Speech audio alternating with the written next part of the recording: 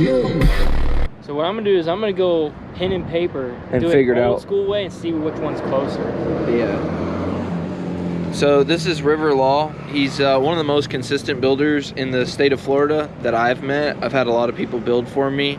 So if you're looking for a box or a box design, he can design boxes for you or build them, whichever one you'd like. He's the one that built and designed the original for this 8's that you've been seeing.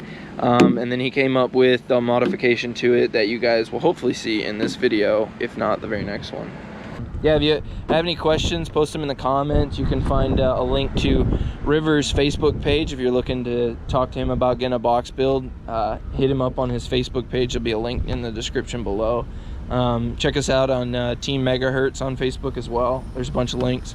If you like this video, don't forget to like and subscribe. So thank you for everything, guys.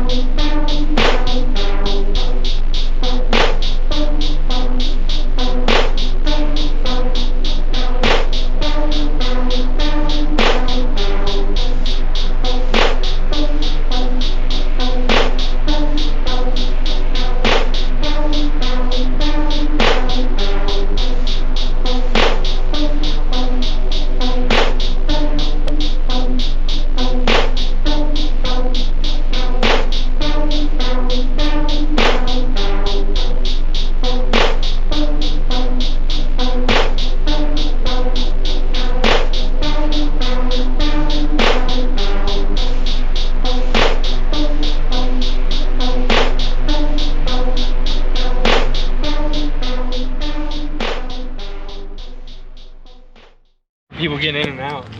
Yeah, so we were just talking about this. We like demo builds.